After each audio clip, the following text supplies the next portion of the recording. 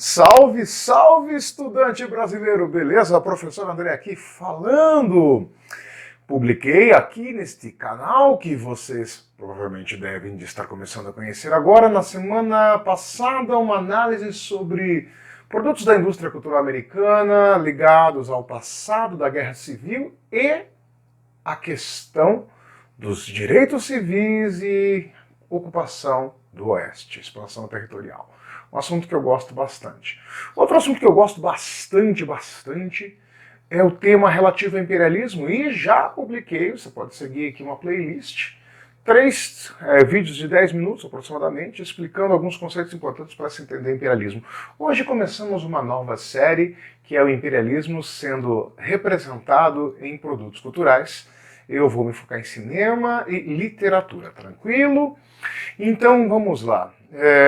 Na real, isso mexe um pouco com a minha infância, tá ligado? Porque, como eu já falei no outro vídeo, eu sou um cara que teve infância lá nos anos 80. Então tudo aquilo que vocês conhecem de filmes infantis, de aventura dos anos 80, vai por mim. Eu devo ter assistido quase todos. Só que apenas quando adulto, que eu comecei a perceber certos elementos nessa cinematografia, nessa produção da década de 80, que entra em contato direto com tradições históricas, tradições literárias e eventos que são bastante impactantes na formação da sociedade ocidental. E hoje eu quero falar sobre um cara, né, que é bastante conhecido porque ele foi representado mais de uma vez no cinema. É um personagem de ficção chamado Alan Quatermain, certo? Acho que a última adaptação do Quatermain para o cinema, se não me falha a memória, deve ter sido A Liga Extraordinária, né, uma história da DC Comics, né, da produtora de novelas em quadrinhos, né? Aliás, uma história maravilhosa. Vocês têm que, inclusive, ler a Liga Extraordinária, porque é bom demais. Aliás, bem pensado, caberia de repente fazer um vídeo sobre a Liga Extraordinária. Bom, enfim, deixa isso pra lá. Depois a gente fala. Alan Quatermain é um personagem de uma sequência enorme, né? Vários livros escritos no século XIX, final do XIX, começo do século XX, pelo escritor britânico, vou ler o nome dele aqui para não falar besteira, tá? Henry Rider Haggard. Um cara que viveu de 1856 a 1925, ou seja, no ápice do Império Britânico, cara. O cara tá vivendo quando a Inglaterra domina 20% do planeta, 25% da população mundial, né? E o Alan Quatermain é um caçador inglês que tem uma incrível habilidade para dar tiros a longa distância, inclusive isso é bastante colocado no Liga dos Cavaleiros Extraordinários, né? No filme, sobretudo, no gibi nem tanto. No gibi é legal porque ele é viciado em ópio, né? Que remete também a outro assunto legal de imperialismo, que é a guerra do ópio, comércio de ópio, enfim. E o livro do Haggard, ele já foi adaptado para cinema mais de uma vez. Desde os anos 50, eu acredito, até os anos 2000, você tem adaptações da história do Alan Quatermain para cinema. A mais conhecida é As Minas do Rei Salomão. Agora a gente tem que tentar entender o que vai dessa de Minas do Rei Salomão. Dentre a década de 1930 até a década de 1950, inclusive quando ainda está rolando a Segunda Guerra Mundial, você tem um momento na história da arqueologia que é chamado de arqueologia bíblica, que é quando arqueólogos, misturados com a ideia de arqueólogo aventureiro, vão efetivamente fazer a busca por vestígios arqueológicos se baseando na literalidade de textos bíblicos. Essa ideia de utilizar a literalidade para buscar, enfim, restos arqueológicos não é, assim, fruto inédito desse contexto. Você tem um cara, um alemão, chamado, vou ler para não falar errado, tá? Heinrich Schliemann, certo? Que o cara levou a sério os textos do Homero e acabou encontrando a cidade de Troia. Então, veja bem, utilizar o documento escrito de aspecto literário para depois tentar encontrar o vestígio arqueológico foi um método que, em algumas oportunidades, trouxe à tona um monte de informações arqueológicas mesmo, né? Descobriu cidade, descobriu vestígios e tal. As Minas do Rei Salomão, elas são citadas na Bíblia como uma espécie de fonte de riqueza do Rei Salomão durante o período de mais ou menos 30 anos que ele teria sido rei de Jerusalém. Agora, durante muito tempo, A arqueologia bíblica foi atrás disso, suspeitou-se inclusive que essas minas estivessem na África, na região onde nasce o Nilo e tal. O fato é que até o ano de 2017 ninguém tinha encontrado as minas do rei Salomão, e sim, elas de fato existiram, mas não é mina de ouro nem de diamante. É mina de cobre e estava lá na Palestina mesmo, estava ali no Oriente Médio. Vale lembrar que cobre, no contexto de Oriente Médio, do primeiro milênio antes de Cristo, é matéria-prima fundamental para você fazer bronze. E bronze, né, é essencial para você montar armas e vencer guerras. Salomão teria sido importante por conta dessas minas de cobre que permite, por exemplo, fazer armas. Vale lembrar que Salomão tinha boas relações com os fenícios, que também produziam armas de bronze, né? Misturavam o cobre com o estanho para produzir bronze e tal. Então, talvez as minas que deixaram o cara realmente famoso foram justamente essas minas de cobre, não ouro e diamante, como a gente pensa. A nossa visão de riqueza mineral está muito atrelada ainda a uma espécie de herança mental que a gente recebeu do mercantilismo, essa ideia da cidade de ouro e tal. Diga-se passagem, Martin Paterman também tem uma história que ele vai encontrar uma cidade de ouro, também foi adaptada para o cinema.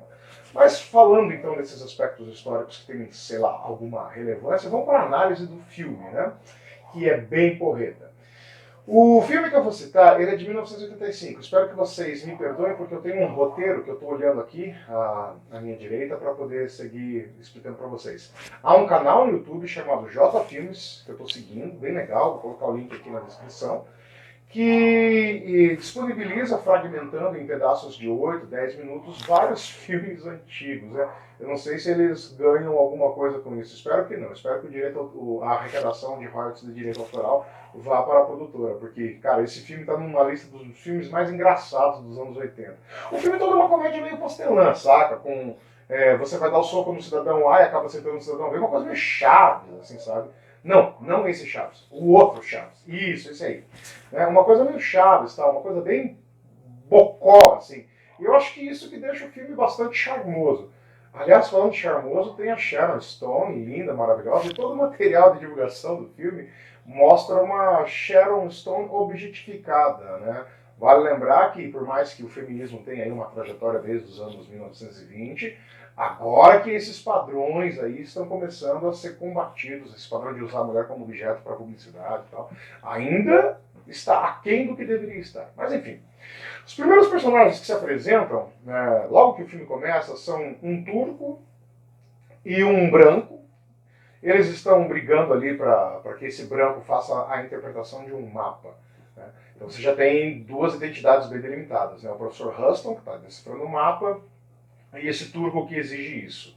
Cara, é muito legal a trilha sonora merece destaque. Ela tem, sobretudo nas partes de ação e de aventura, ela tem um andamento acelerado, metais soando alto pra caramba. Você sabe que uma música, quando tocada com instrumento de metal, trompete, trombone e tal, ela tem uma expressão, um ataque que dá todo um contorno épico. O que remete muito ao estilo de música clássica da época do romantismo, lá do século XIX. Tá? A primeira cena em que aparece a filha do professor Hudson, a fantástica Sharon Stone, é muito legal, porque ela revela uma cadeia hierárquica. Né? Você tem o Alan Paterman, ela e um monte de negro. Você tem uma cadeia hierárquica, o negro como submetido, como subordinado. Logo em seguida aparecem os primeiros alemães. E aquele estereótipo de alemão, autoritário, arrogante, com uma percepção de que é o suprassumo da cultura, o suprassumo da civilização. Cara, é muito legal, porque esse filme, supostamente, ele está situado historicamente no momento da Primeira Guerra Mundial. E nesse momento da Primeira Guerra Mundial, a Alemanha e o Império Turco Otomano são aliados. E é muito bacana, porque o Quatermain é inglês, a Inglaterra, vocês sabem, era inimiga da Alemanha na Primeira Guerra Mundial, tal. Depois os Estados Unidos entram, e os Estados Unidos está ali, representado com a Jessie Huston, né? A Sharon Stone, maravilhosa, linda, eu sou fã dela, né? Ela é muito linda, muito competente como atriz também, né? Não é só beleza. E é muito legal que, por mais que nesse contexto que o filme se constrói, né, de Primeira Guerra, ainda que houvesse essa aliança entre alemão e turco, você tem ambos se degladiando o filme inteiro, de uma maneira extremamente engraçada, onde o alemão fica reforçando essa suposta superioridade europeia, cultural, tecnológica. E, obviamente, os momentos em que isso não se configura como realidade são os mais engraçados da relação entre ambos. Bom, as cidades que são apresentadas no filme, elas também são bem estereotipadas, né? Todos os habitantes são passivos, ou seja, acontecem cenas de perseguição, tiroteio, porradaria, e o africano tá lá tipo, nossa, olha que legal, o branco brigando. Cara, é muito, muito, muito bizarro. Tá? Bom, o filme tem todo esse aspecto brincalhão e tal, os alemães sempre aparecendo como torturadores, violentos, e tem toda uma estética meio Indiana Jones. Por que isso? Indiana Jones tinha sido um sucesso de bilheteria 4 anos antes desse filme lançar. E você sabe, como diria o saudoso Chacrinha, na TV, eu estenderia no cinema, nada se cria, tudo se copia.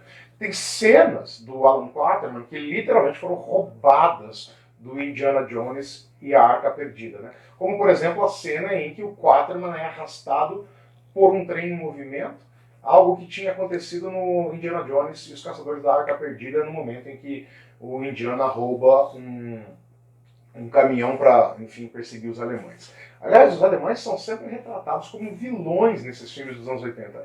É muito legal. Outra coisa bacana é que esse alemão, coronel da missão ali, está sempre ouvindo Richard Wagner. Né? E não é à toa, né? Você sabe que Wagner foi o compositor favorito do Hitler e o expoente máximo da música clássica com identificação nacionalista alemã, buscando, inclusive, nas temáticas, um passado puro em meio às tradições germânicas de normandos, enfim, aqueles povos que invadiram o Império Romano. Tá?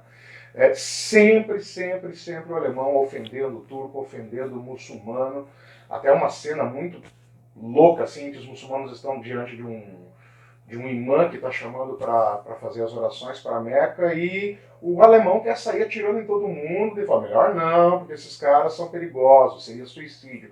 Olha que interessante essa visão, você já começa a ver o filme apresentar a ideia de que o islâmico é terrorista, né? Bem maluco essa parada.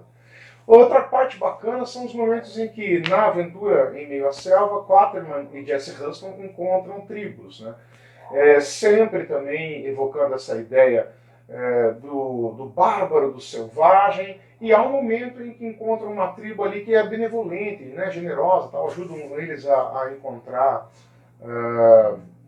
o caminho para as minas do rei Salomão. O final é cheio de clichê de Velho Oeste, de bang bang, sabe? Gente que morre que de repente não morre, aparece de novo, luta corpo a corpo e tal. E obviamente encontra-se as minas do rei Salomão, mas, bom, nem tudo dá tão certo assim, ainda que o Quatermain e a Jesse Huston tenham sobrevivido com a ajuda de um negro, um mopo, um personagem que ajuda o tempo todo o Quatermain. Esse personagem, eu vou dar uma lida aqui porque os nomes realmente não são fáceis, tá?